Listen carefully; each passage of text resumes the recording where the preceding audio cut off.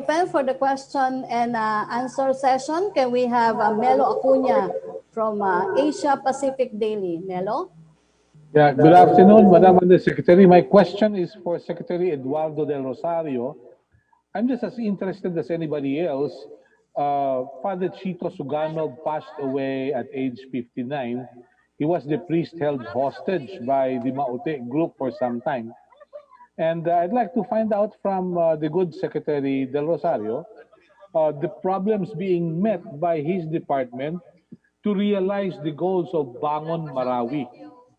Marami pong naniniwala na kung makakabangon ang Marawi at ang mga mamamayan nito ay hindi na makapangangalap pa ang mga terorista ng kanilang mga kakampi sa Marawi at mga kalapit lugar.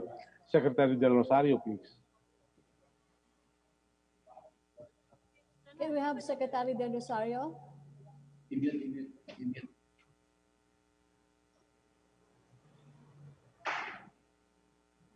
Secretary Del Rosario. Okay, Melo, and we are waiting. Secretary, please. Yes, we didn't hear the question. Hindi audible. Pwede. Okay. Secretary, good afternoon. Father Sugano passed away at age 59. He was held hostage by the terrorists for some time. What challenges has your office faced for its medyo matagal na pagpababangon ng Marawi sa inyong programang Bangon Marawi, Secretary? Hindi audible? Hindi audible? Pakikuha na lang, Yusek Rocky. Pakiulit. Okay, Secretary, sabi po ni Melo, yung paano daw po ninyo ma-assure Melo na yung Bangon Marawi ay totoong babangon po talaga ang Marawi City. And kumusta na po yung mga rehabilitation na ipinatutupad doon? Well, there are two general interventions na ginagawa natin sa Marawi City. Yung infrastructure interventions and non-infra.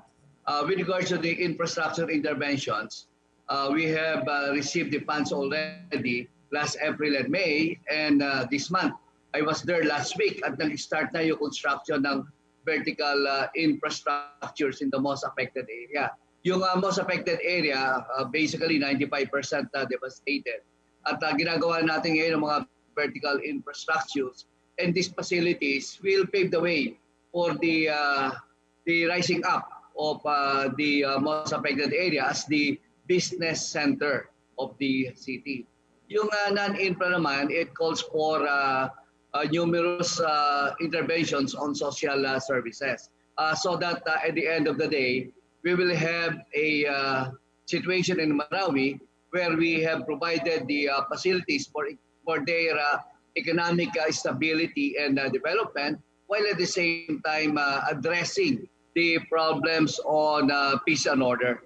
So yan ang ginagawa natin, and we are certain that we will be able to achieve this because in accordance with our timeline of completing the rehabilitation by December of 2021, we are on the right track. Okay. Madam Undersecretary, para po kay Secretary Lorenzana, sana kung po pwede. Can we have Secretary Lorenzana, please? Secretary? Yes. Yes. Magandang araw po, Secretary. Pakibigyan lang po kami ng impormasyon tungkol sa mga teroristang nag-ooperate sa Pilipinas at kung meron mga banyagang terorista, saan po kaya sila nagmumula at saan sila nagkukuta ngayon? Thank you very much for that question. Yung mga teroristang nasa Pilipinas, karamihan dyan nasa Mindanao. Sa Central Mindanao, yung iba nasa Basilan, at saka sa Hulo. Dati-dati, mayroong mga banyagang terorista dyan na galing sa labas. Kasi alam naman natin na yung ating border with Malaysia and Indonesia ay malapit at nakakalipat sila. Pero ngayong panahong ito ay wala na kaming makita o maramdamang mga banyagang terorista dito sa atin. So ang ating pinagtutuunan ng pansin ay yung mga lokal na terorista katulad ng Abu Sayyaf, yung BIFF at saka yung Dawla Islamiyah. Thank you. Maraming salamat po. Thank you very much for the update. Thank you, Madam Undersecretary. Thank you. Okay, thank you, Melo Acuña. Question from Recto Marcene of Business Mirror for Secretary Locsin. Ito po yung tanong niya. The tribunal agreed to classify the contested features in the West Philippine Sea as rocks instead of islands. Apparently, our strategy to deprive the Taiwanese the 200 nautical miles exclusive economic zone on Itu-Aba. The following that logic, now we're on the same boat as the Taiwanese, deprived of the 200 nautical miles EEZ on our island. So how can we claim the arbitral award as a victory on our part when that gives the other claimants the excuse to encroach on our territorial waters, since Pag-asa and the rest are no longer islands but rocks devoid of the 200 nautical miles EEC? For Secretary Locsin. I think when we measured out our 200-mile exclusive economic zone, we had certain coordinates along the coast, and we measure it from that. We do not measure it from these features. These are not islands, these are features.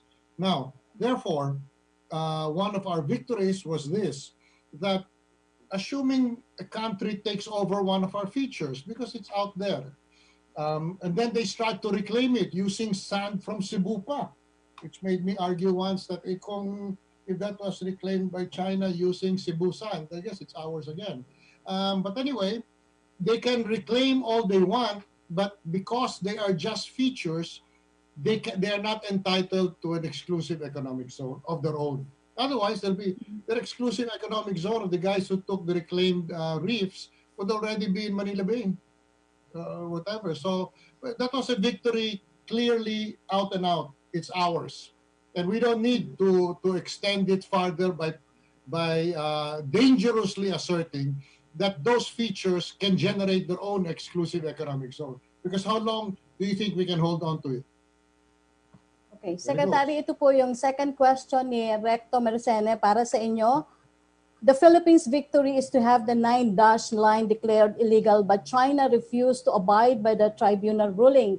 Is it not logical and peaceful to agree for joint development, which we're doing now, while allowing the next generation to solve this vexing issue as suggested before, instead of letting the USA roil the South China Sea waters with threats of confrontation? Well, the presence of the United States Navy has always been consistently with maritime law, which is the freedom of navigation, which requires you to display your military hardware in a straight line. You just go up and down very fast. There is no lingering around, no military exercises. Staying around the area. In that respect, it was really a great victory. Now it's clear. Now, this is what I want to always emphasize. Sometimes people will say, oh, why does China say, no, we don't recognize it? No, we have our own view. Hey, it's a free world. You want me to get angry at China because they express their own opinion? Come on. The point is, we want it. They're not, if they don't want to recognize it, okay, they can say that. But we know we have the law on our side. We have the Hague on our side. So I really, the one thing I never respond to is when people say, yeah, pero sinabi ng China, they don't agree with us. Well, it's a free world. They don't have to agree with us. You know what I mean? Okay, thank you. So that way, and that is why our president, very wisely, when he met with President Xi Jinping, said, okay, so now we agree to disagree. And as I also told the People's Liberation Army publication editor, I said, those little features out there, there is a whole avenue of cooperation between China and the Philippines. An avenue leading to mutually beneficial economic progress. But in that road, there is a little pebble called our feature, and it's ours. And on that pebble, we might one day stumble. And if we stumble, it will really be bad. But in the meantime, we can go around it. And there are other areas of cooperation. And then we can both mutually benefit from that. That's why when Wang Yi came here, I came up with the Memorandum of Understanding on the development of oil and gas. And, I also have to reciprocate out of pure trust. I mean, I come up and I produce the memorandum just like that and say, State Councilor Wang Yi, this is my memorandum. He looks at it, he reads it once, and then he signs it. That's a sign of good faith, and I appreciate that. And that's why when he brought up the second one, he said, now, would you consider a memorandum of understanding on Belt and Road? Then I said, because I had also written another one, and I said, will I consider a memorandum of understanding on Belt and Road? I said, no, sir, I will not consider it. Instead, I will sign it right here and now, because that expression of trust you had in me must be reciprocated, and I signed it. And that's how we ended up in the Belt and Road. And that's how we proceed forward. We don't always have to be, angry all the time. What's wrong with that? So, countries have disagreements. You have disagreements even with the United States. But that doesn't mean we can't be friends, that we can't work together. That's it. Okay, thank you, Secretary Locsin. Can we have now Yang Fangju of Phoenix TV Hong Kong? Good morning, everyone. I would like to address my question also to Secretary Locsin. Given the recent developments in the region and the ever-changing geopolitical landscape, how does the Philippines maneuver itself and maintain its balance in line with its independent foreign policy, at least for the next 2 years, amid the two major powers, namely China and the US? Well, as you can see, how do we do it? Well, I think we have done it brilliantly. We have maneuvered, and always in good faith. We have never done anything in a sneaky fashion. We have been very forthright with our claims, and we have stood by our claims. And we have done it with openness and in the spirit of friendship, but also with every indication of firmness. And I think that's how you proceed in the world. You have to act as what you want to be taken as. You want to be taken seriously, and you want to be taken as a truthful power, which we are. We are a power. Remember, the Philippine archipelago by itself, just geographically, has been called the biggest unsinkable aircraft carrier group in all the waters of the world. There isn't anything like it, or even bigger than Britain. And we're there. We are both, behind us is the Pacific, in front of us is the South China Sea. You can look at it the other way. In front of us is the Pacific, and behind us is the South China Sea. We are the rampart of stability, of peace, and of freedom in this part of the world. You don't have to be belligerent about that. Geography has decided our fate, and our fate is to be a balanced and independent power in this part of the world. Just a follow-up question, sir. How do we look at the suspension on the termination of the VSA? Well, the president, in the light of the COVID crisis, it was very clear that we need the cooperation of the whole world. We need everyone working for a cure, for a vaccine, and for measures to help each other. And then he's the one who instructed me, and he said, suspend the abrogation of the VFA, because we will need everyone's cooperation. And let me also tell you that when I did obey his order, and I suspended it, and I explained, people may have wondered by one statement I made, one sentence I had. Believe you me, I said, no one is upset, no one is alarmed, no one feels in any way threatened, but in every way they feel reassured by the suspension of the abrogation of the Visiting Forces Agreement, because it restores things to the way they are, so that the great powers in our part of the world need not to fear hey, suddenly, you know, all the things we were depending on for our mutual or forward defense are gone. No, we're all back again. Back to the way it was before the Visiting Forces Agreement was abrogated. But it's a temporary suspension.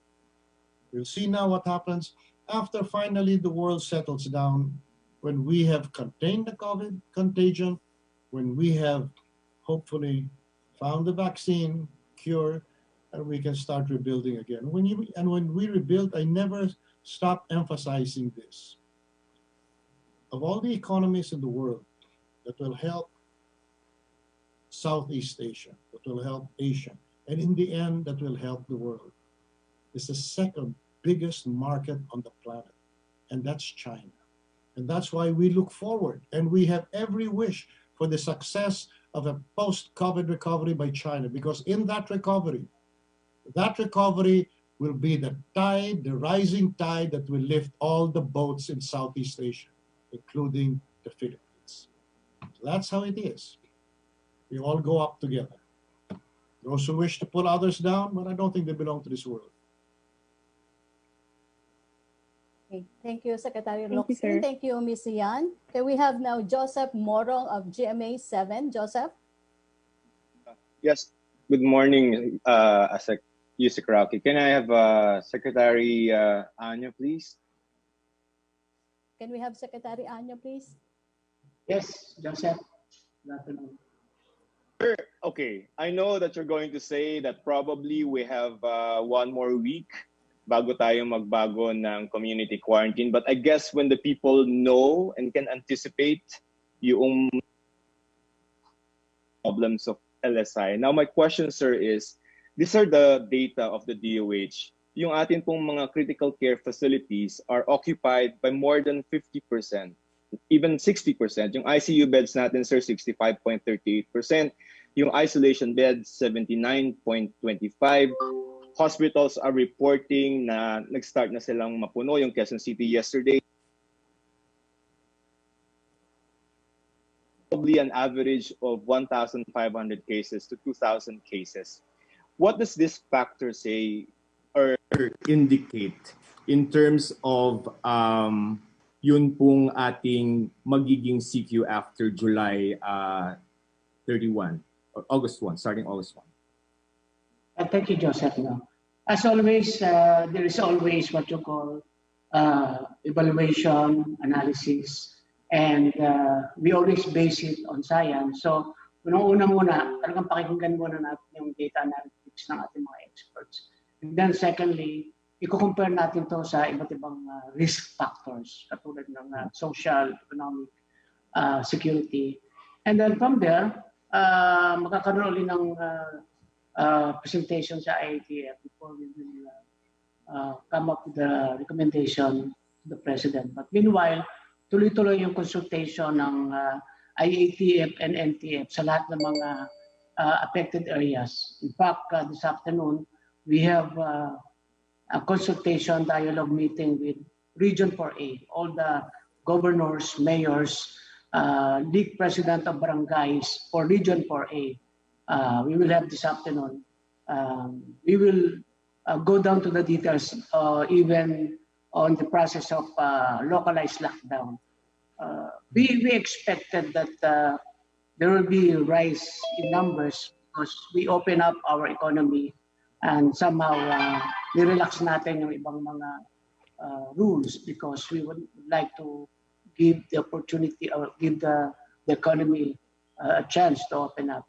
So it is a continuing consultations, and our second phase of the National Action Plan, natapos na tayo sa una, which is building up and increasing our health capacities, testing centers, isolation facilities, PPEs, COVID hospitals.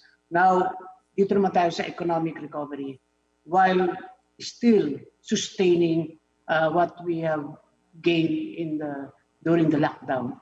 And the third part will be on the continuing rebalancing between the health and economy. And we also consult our own people para sabi nga sa participatory governance, kailangan din natin ng feedback from the people. And still, the involvement of every individual in obeying, complying with the health standards and protocols, that is really very, very important. So today, hindi pa natin masasabi, Joseph, kung ano yung susunod na classification natin. Still July, mga yan? 22. We have still 8 days to go. Actually, 9 days to go. So, makikita naman natin makikita naman ng publiko kung anong magiging trend natin.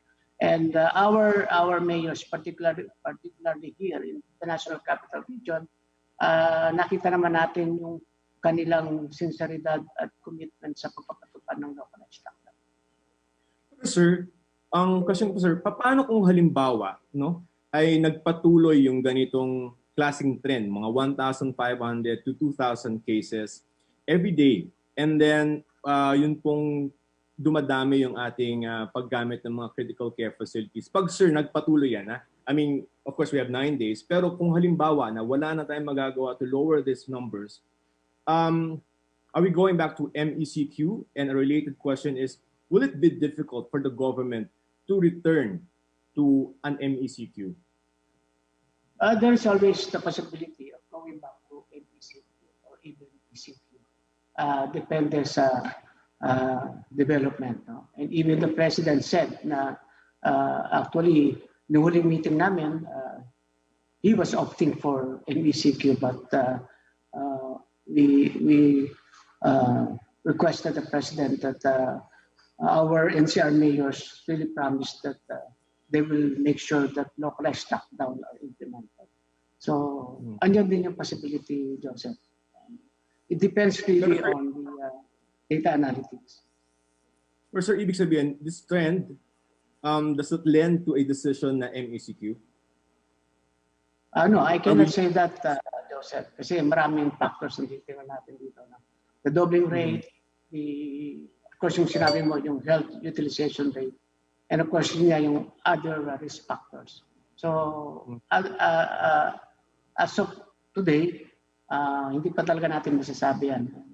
So, we'll just wait for the coming days sa mga development.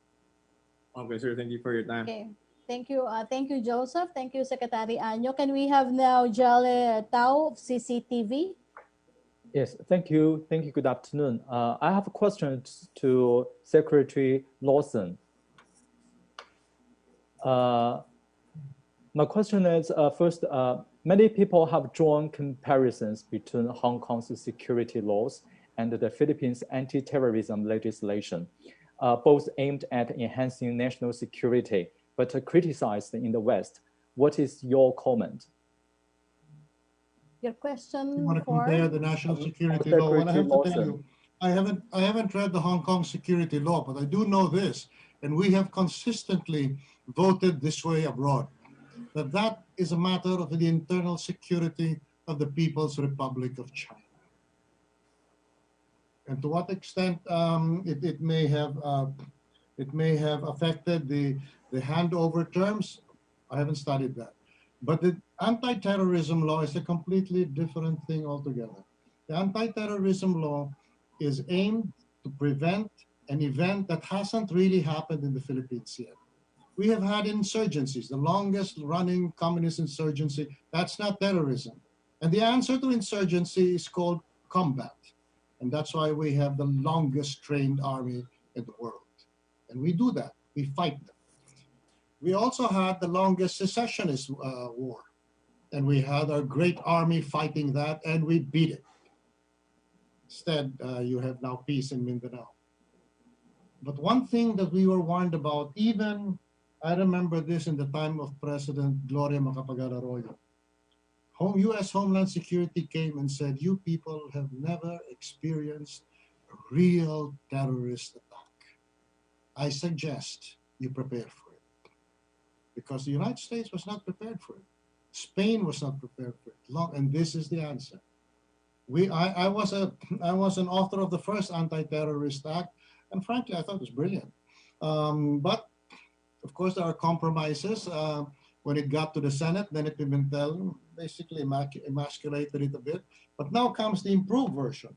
And the purpose of the Anti-Terrorism Act is to prevent something that we have yet to experience in its full scale. And that is a terrorist attack. Aimed, remember, it's not aimed at the armed forces. The armed forces is armed. That's their job, is to fight. It's aimed at innocent civilians, totally powerless against carnage of a terrorist attack. And this is the law that prevents it. People say, can it be abused? Against the civilians it is meant to protect. I suggest to all the critics who apparently are either illiterate or they just won't read it, is to read the law, to see all the protections National Security Advisor Esperon has put out there. Any abuse of this law, it cannot be abused. It can only be misused by law enforcement authorities. The penalties on law enforcement officers are horrendous. And you know what? This is a vast improvement on the version I introduced in Congress in my time. When the abuser cannot be found, maybe because the abuse happens in a detention cell, you know who goes to jail? His commanding officer. That is known. And he goes to jail in place of that abusing officer. Where do you find that? I don't even think you'll find that in Homeland, in the Patriot Act. So that's the kind of law that Ping Lacson and others put together. And I don't see any equivalence between one and the other, because one has to, the issues against the national security law of Hong Kong have to do with a matter of the internal security of the People's Republic of China. This has to do with ours. And it's not internal security. It's a specific act, terrorism. We've got other things. When we fight insurgencies, we have laws for that. We fight rebellions, we have laws for that. Aggression, foreign invasion, we have laws for that. But an insidious new method of attack against innocent civilians, not soldiers. Soldiers are armed and they protect themselves. If they don't protect themselves, they're not real soldiers. This is what the Anti-Terrorism Act, it's a very specific act, and it's perfectly done. I have a follow-up question. So you had a video conference with the Chinese Foreign Minister Wang Yi. As the coordinator of the ASEAN and China, what role will the Philippines play in the regional COVID-19 cooperation, economic recovery, and stability in the South China Sea? Well, that's quite like, well, for the first cooperation we had was a meeting we had in Laos, because the West was intent on pillaring China for the COVID virus. Instead of cooperating with China, because China was doing its best to try to contain this thing that broke out in China, from spilling out and also from destroying their own country. Instead, the West was determined to just put them down. So I insisted with Wang Yi, I said, no, we meet in Vientiane, and I speak up for China and say, China is doing the best it can to contain this virus, to find a cure, to find and discover methods by which to contain it. And we, ASEAN, stand by China in that. And you know, we got all of ASEAN to go with us.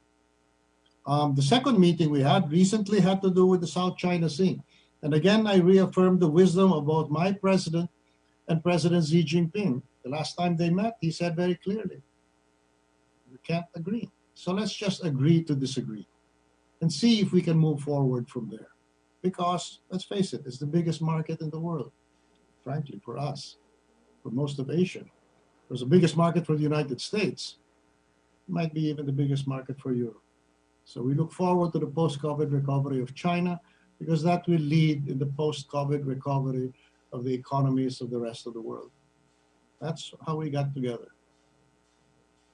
If you're going to be talking about our role in the Code of Conduct, well, yes, we are the China coordinator, and that's proceeding apace. Thank you.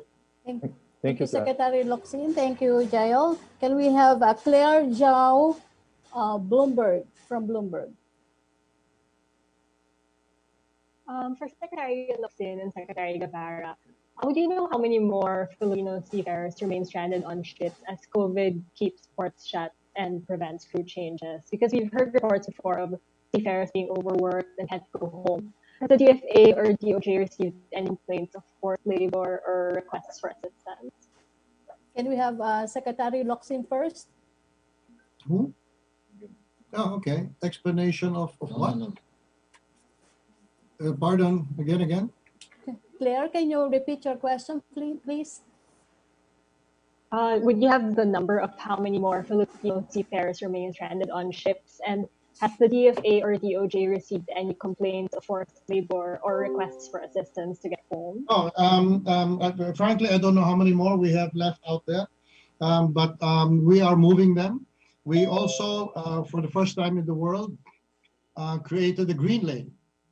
This green lane will facilitate both the evacuation or the expatriation of seafarers and their redeployment abroad, because we have the most valued seafaring community and we don't want them to lose their jobs. We led this. We had hoped the rest of the world would follow, but the rest of the world seems to be narrow-minded. But right now, we're well ahead of them. And we are the model of the world now in how to handle migrant labor in the pandemic. I don't think anyone comes close to the Philippines. And the way we take care of our people out there, and we transit other workers from other countries, take care of them. We make them come through here and then go back to their homes. No country in the world has been as cooperative, to the extent possible, as efficient as we have been. And we're very proud of that. I've been told that not just recently by United Nations officials. They're astonished at our care for migrants, both our own and those of other countries. Well, that's just the Filipino way. We've always been like that. We take care of strangers in strange lands.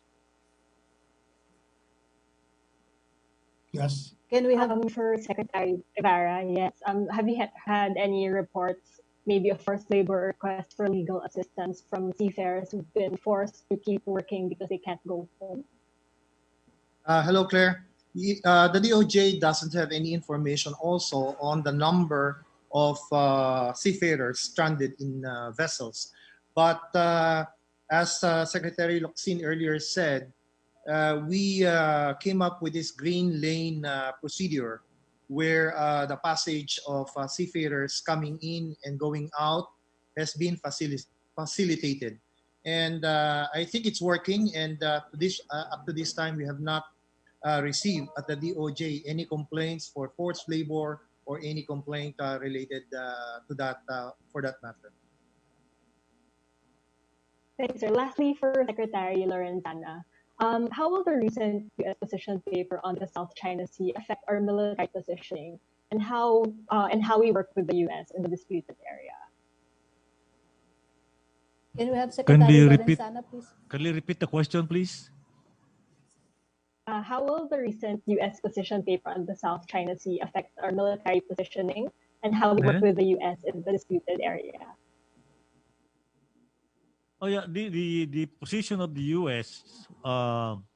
Vis-a-vis the South China Sea is the U.S. That is their concern actually. We are not part of their activities in the South China Sea. They do it on their own.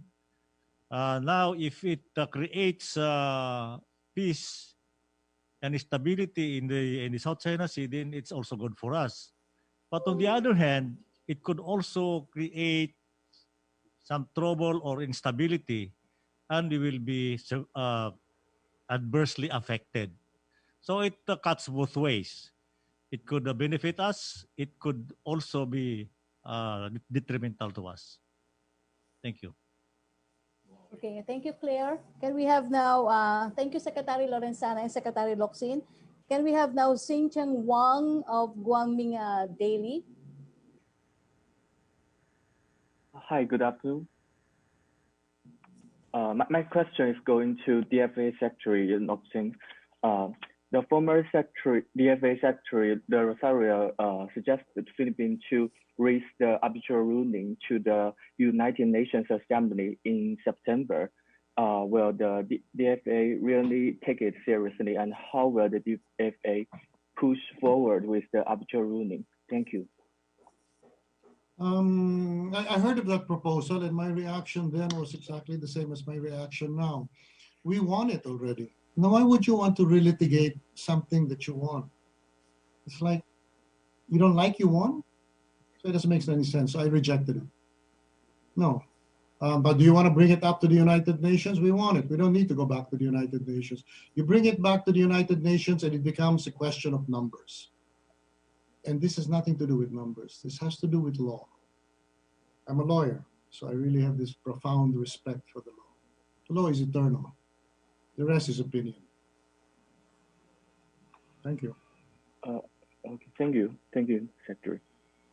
Okay, thank you, Mr. Wang. Can we have now Ivel Santos of Vera Files? Can we have Ivel? Okay. Okay, can we have now Anjo Almario of CNN Philippines? Wala rin si Aljo. Yeah. Hi, Anjo, Yusek. yeah. Yeah. Anjo, go. My question is for Justice Secretary Guevara. Secretary Guevara, Hi, please. Sec.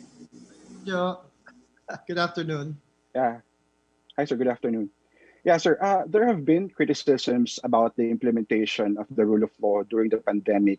Thousands have been arrested, but most of them are poor. Now, how do you respond to those who say that there's inconsistent, unfair application of the rule of law? I wouldn't really say that there is an inconsistent application of the rule of law. It just so happened that a greater number of those arrested came from the lower income groups, no? And that's simply because they're the ones who were caught on the streets, no? And for that reason, since they have been found, or at the time of their arrest, were found to be violating certain quarantine rules and regulations, kaya sila marami, no? Pero at the same time, those whom we may say belong to the upper income groups, no, or people who are known in society, by and large, they are also charged and prosecuted. No, of course, we know the celebrated case of one senator, na in the beginning was thought to be being given preferential or special treatment by law enforcement agencies as well as by the DOJ. But we all know that that's not true. And as a matter of fact, the preliminary investigation is going on.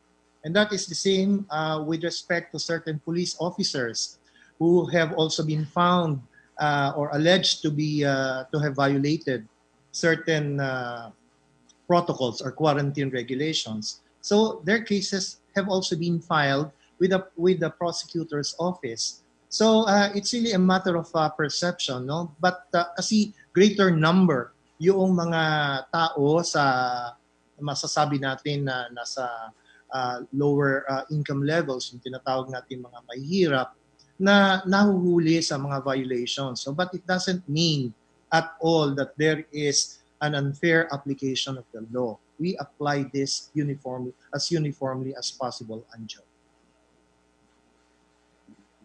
Right. Thank you, Sec. Sir, just a follow-up. Sir, yesterday you released, I think, data, the number of deaths so far in Bucor facilities. From January to July 19, you have 476 inmates who died due to COVID or non-COVID causes. And of course, over the weekend, the death of drug convict J.B. Sebastian and other high-profile inmates broke out. So do you find these numbers alarming? And also, why limit the NBI probe to just the deaths of the 9 high-profile inmates? Yeah, alam mo, when we had this very long discussion with the Bureau of Corrections or the Bucor people last Monday, they informed us that on the average, no, even prior to the COVID pandemic, ang average daily rate ng death, no, in the penitentiaries all over the country is something like anywhere between 2 and 3 persons dying every day, no. So for various causes na yun, lahat-lahat na. So yung sinight nila na figure na 476 na namatay mula nung January up to July 19 sa lahat din ng penitentiaries ito, no, and prison farms all over the country.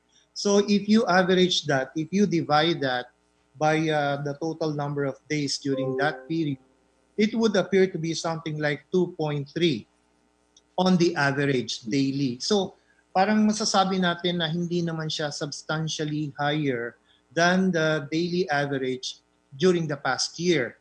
So merong slight increase, and I suppose that is because precisely of COVID-19, no? So yung 21 na namatay for COVID-19, hindi naman lahat yan mga drug offenders, no? Siyam lang sa kanila ang drug offenders. 3 of them came from the Correctional Institute for Women and 9 from the general population. At yung mga namatay sa COVID-19, karamihan sa kanila ay may pre-existing illnesses na, no? Mostly respiratory. Kaya konti lang talaga yung namatay actually for COVID-19. Now, your question as to why we are focusing our investigation on the 9 drug offenders who died of COVID-19. You know, when the Bucor people presented to us their protocols, no, pagka merong namamatay in prison, we noted na medyo inadequate, no. So this will be the subject matter of a further discussion, how to improve their protocols pagka merong namamatay sa mga prisons, no. But you know, so many stories, so many theories have been swirling around na parang dinidispute na ang ikinamatay nga ay COVID-19, itong mga convicted drug offenders na ito. At merong mga stories or theories saying that in fact they did not die and so forth and so on, that parang napalitan yan by someone else and they were let go. So because of these various theories, and also for the benefit of the Bucor to dispel any doubt na meron ngang any anomaly dito sa mga pagkamatay na ito, allegedly due to COVID-19, then we thought it proper and prudent to request the National Bureau of Investigation to step into the picture and make its own inquiry into the matter. That's it, Anjo. Okay, thank you, Alright, Anjo. thank you, Thank you, Sec. Secretary Guevara. Can we have Ibel Santos? Nandito na ba si Ibel Santos? Ibel Santos ng Vera Files? Hello. Yes, go ahead. I think, please unmute, Ibel. We cannot hear you.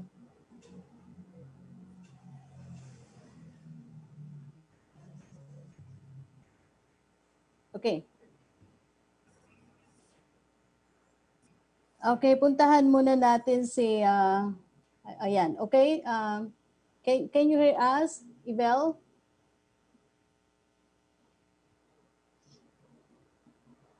Okay, please. Ibel, balikan ka namin. Puntahan muna namin si Lian Buwan ng Rappler. Can we have, yeah, go ahead. This is for either Secretary Guevara or Secretary Anyo, or both, if both want to answer. Sirs, can you explain why there are more than 3,000 quarantine violators still in jail despite that these are bailable offenses? Is it a matter of bottleneck po sa prosecutorial mechanisms or sa pag-file ng complaint ng police? Or is it because they're not able to pay bail? And what are your immediate measures to address this, to free these people, considering na off-limits muna ngayon yung BJMP facilities, and is it on the table at all na ilimit na lang muna yung arrest so not to decongest the jails further? Can we have Secretary Guevara first? Well, Lian, on the matter, on the part of the DOJ, no, sa inquest, kasi mga parang arrested yan or apprehended yan in the act of committing a violation. ng let's say a quarantine rule or a health protocol and so forth and so on. So on the part of the DOJ, i-inquest yan. That will be the logical procedure. And we process itong inquest na ito as soon as they are filed by the law enforcement agencies with the Department of Justice. Now, kung hindi possible na ma-inquest ka agad, then we have requested before, we have made arrangements with the law enforcement agencies before na wag na muna silang i-process, ma-release na lang, and then mag-subject na lang to regular preliminary investigation at a later time kasi nga naiipon.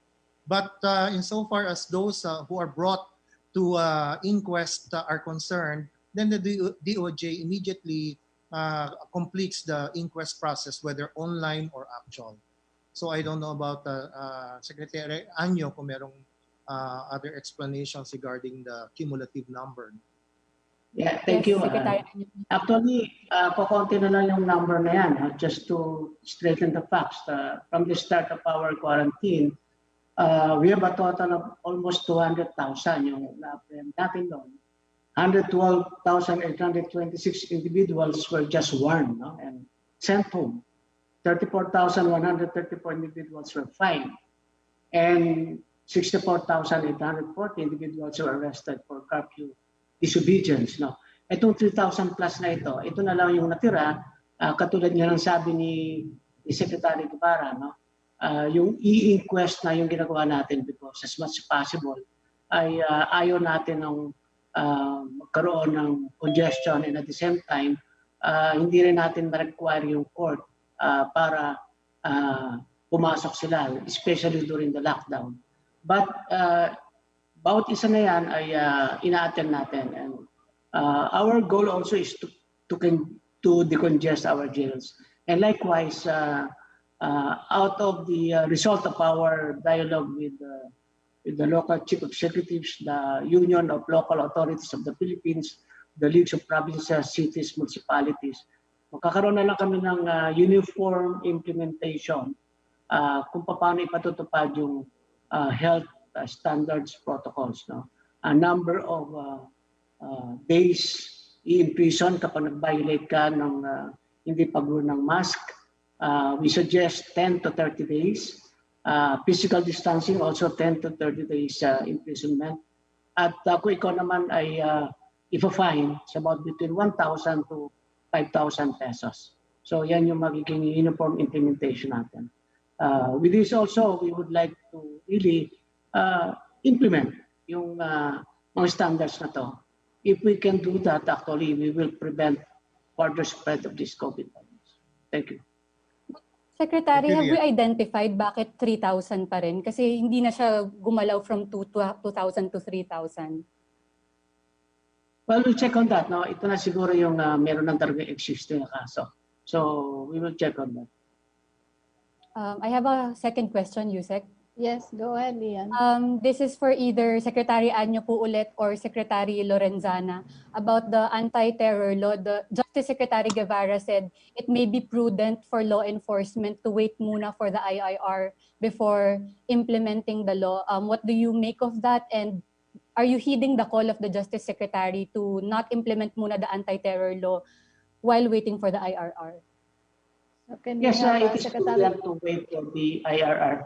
But you know, IRR is not a requirement for the implementation of the law. There is already jurisprudence on that, People of the Philippines versus Nicolas.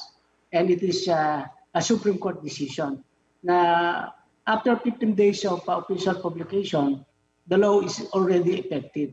The only question is, siyempre, kung wala pang IRR, there are so many people who might question the law enforcers on carrying out this law on certain provisions and applications.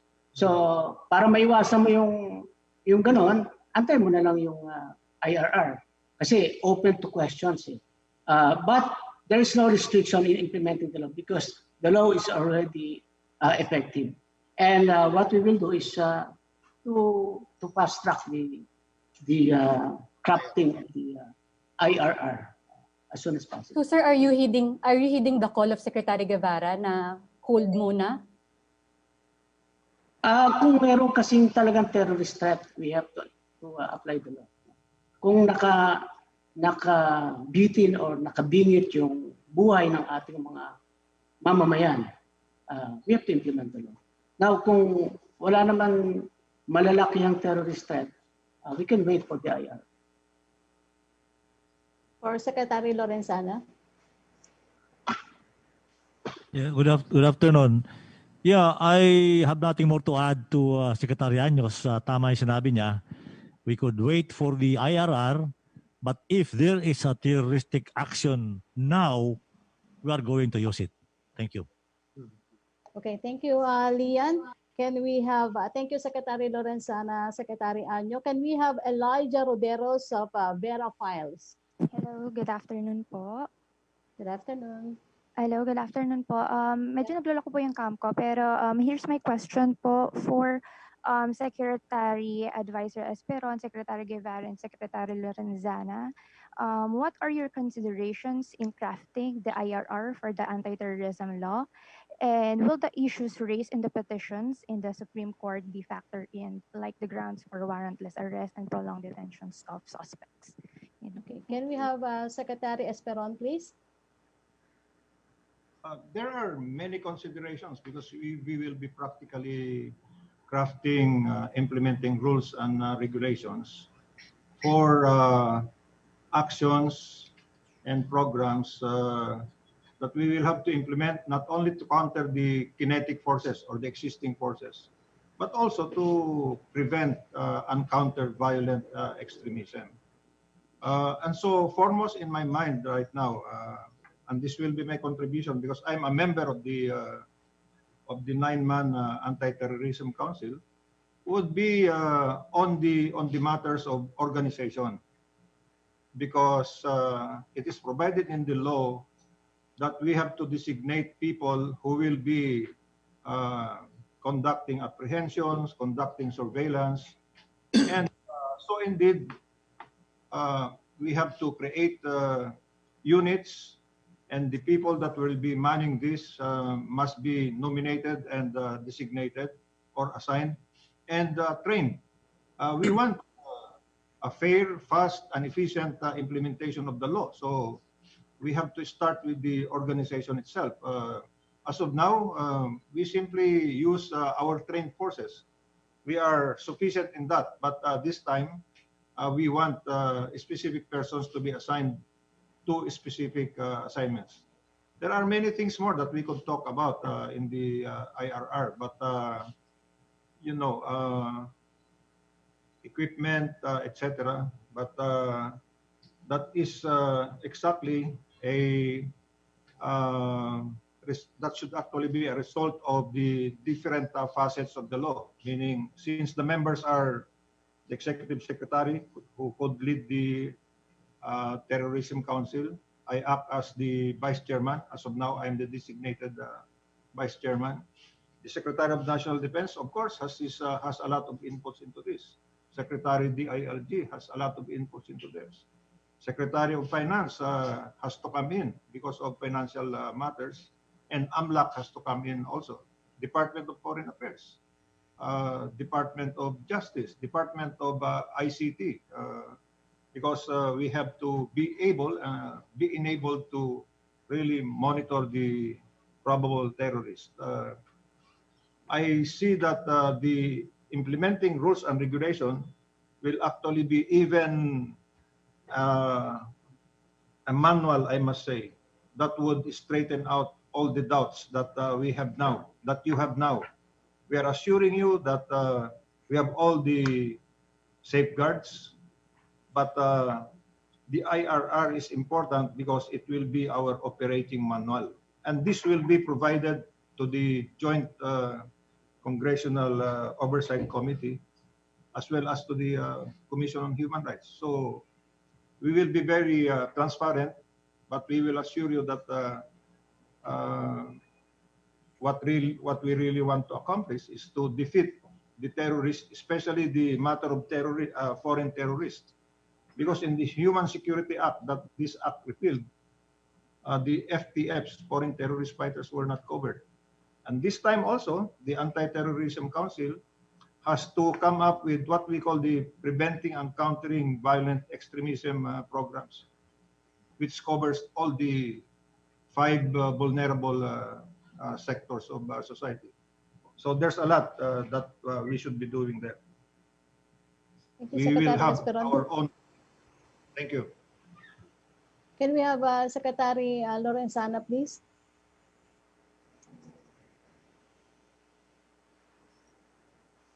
Secretary Lorenzana. I think Secretary Esperon has already covered everything. I had nothing to add. Thank you. Okay, Elijah, do you have any question? Yes po. I have a question for DOF ASEC Paula Alvarez or NEDA USEC Zambila. As mentioned all over the news, the COVID-19 pandemic has pushed our kababayans here in NCR to go back to their provinces because they don't have work or they don't have businesses anymore. Thus, they remain in their provinces until the economy fully reopens and the pandemic ends.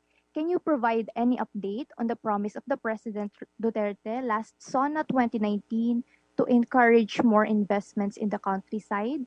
How much foreign and Filipino investments approved for other regions besides NCR today?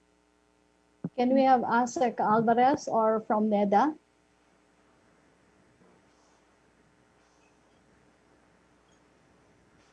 ASEC Alvarez?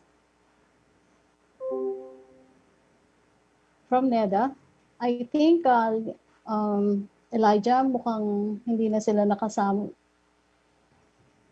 Babalikan na lang natin, Elijah, kung makakausap natin sila. Punta muna tayo kay, salamat Elijah Roderos ng Vera Files. Puntahan natin si Jillian Cortez, Business World. Jillian.